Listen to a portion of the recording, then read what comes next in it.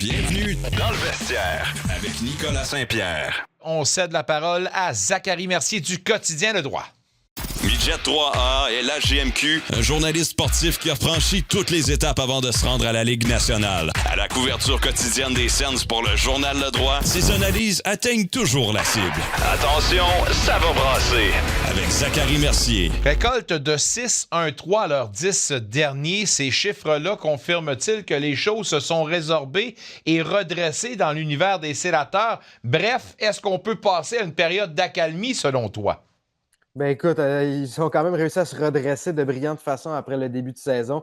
Ça a été un lent 7 premiers matchs, mais depuis ce temps-là, on a senti les sénateurs trouver des façons de gagner plus que trouver des façons de perdre. Puis ça s'est transmis par des points au classement. Puis présentement, ils se retrouvent dans une excellente posture. Évidemment que dans l'Est, c'est très serré, mais présentement, on joue pas mal de pas mal meilleure façon qu'on l'avait depuis le début de la saison, où est-ce qu'on semblait chercher. Mais lors des derniers matchs, là, vraiment, on retrouve un peu une certaine identité. On retrouve les sénateurs, puis ils se sont trouvés une façon de faire, une façon de gagner des matchs sans birdie catcher.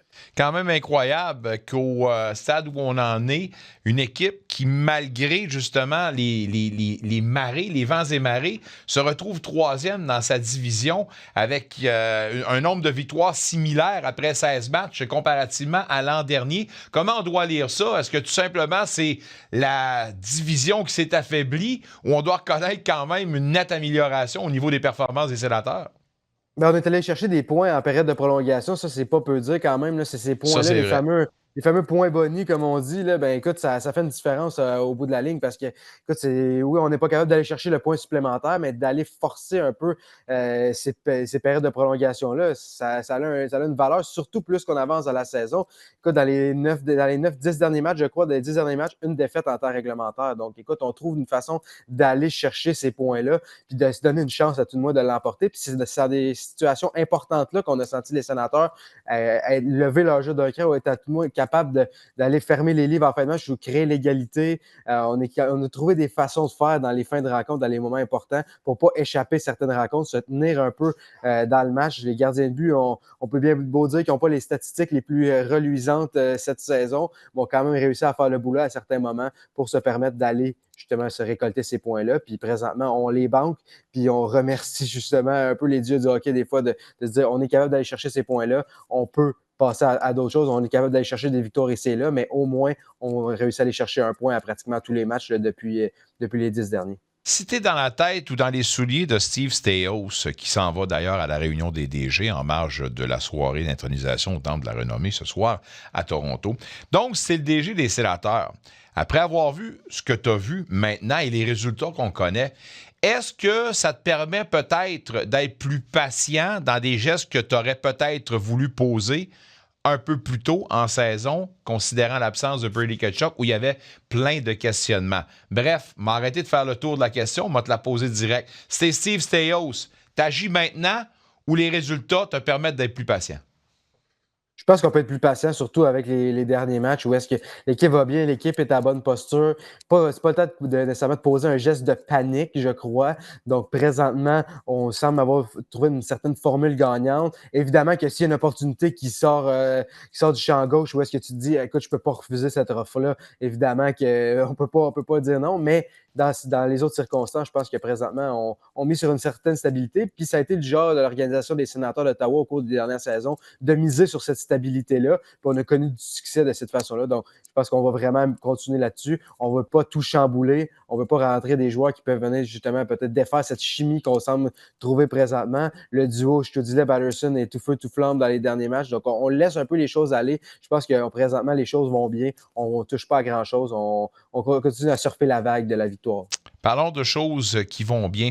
Souvent, quand on amène un nouvel élément dans une formation, c'est une question de patience, de timing, façon de rentrer de façon organique dans l'alignement et de façon régulière, ce bonhomme-là.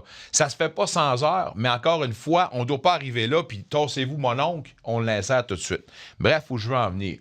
Au niveau des acquisitions au cours de la saison morte, Jordan Spence. On se demandait, ce gars-là, quelle utilité il va avoir. Des questionnements, c'est un gars qui a la même shape et le même genre de bonhomme qu'on retrouve majoritairement sur la ligne bleue. Est-ce qu'on a vraiment besoin de ça? Or, ça a pris juste un petit chiffre de plus pour voir que Nick Jensen allait céder sa place à Jordan Spence. aux côtés de Thomas Chabot hier. D'ores et déjà, on peut voir qu'il y a des atomes crochus. Est-on en train de voir justement ce moment de transition où Jordan Spence va devenir un membre à part entière du top 4, selon toi?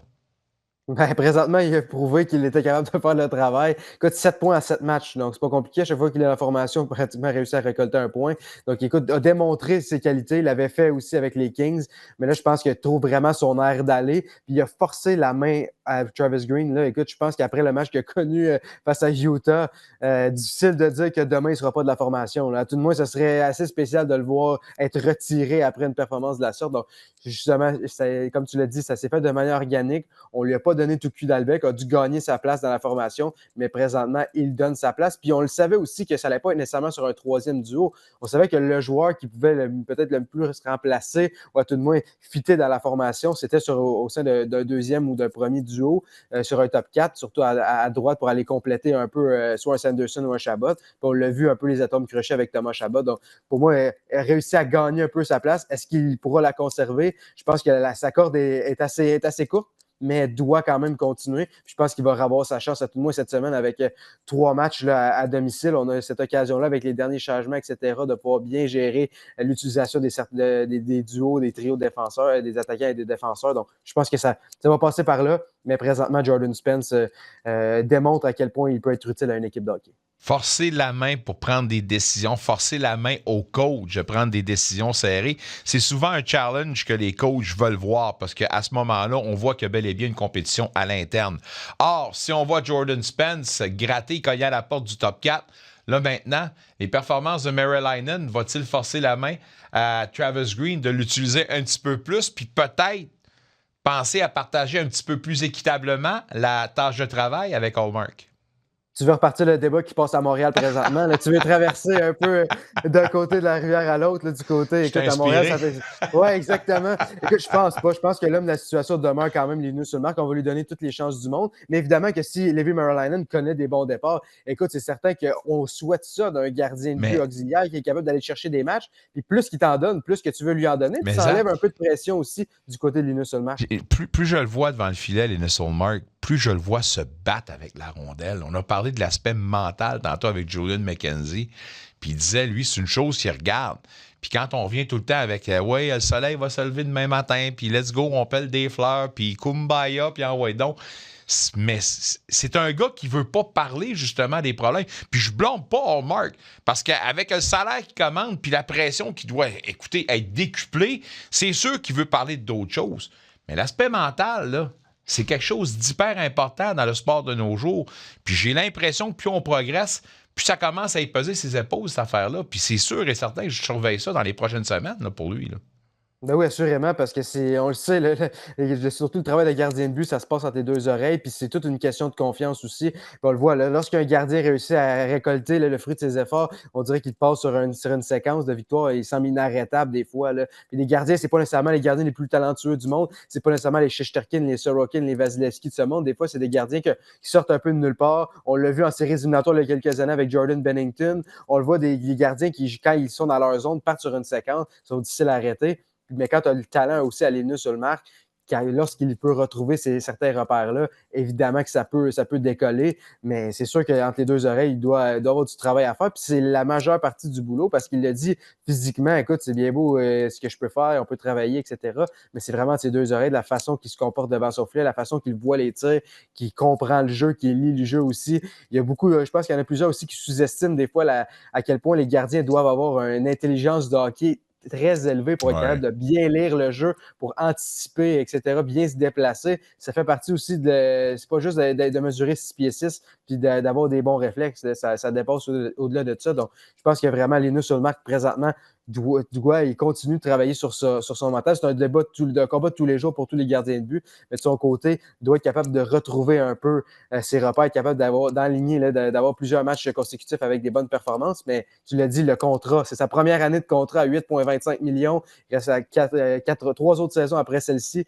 Donc, écoute, c'est sûr que lorsqu'on tombe avec un plus gros salaire, on tombe véritablement en étant le gardien de but numéro 1 de cette formation-là, avec un salaire de gardien de but numéro 1, bien, ça peut faire la différence. Mais écoute, le temps va nous le dire. Mais pendant ce temps-là, on a un Levi Merlin devant le filet qui fait bien. Là, outre son premier départ, son premier faux pas, depuis ce temps-là, c'est pas mal redressé.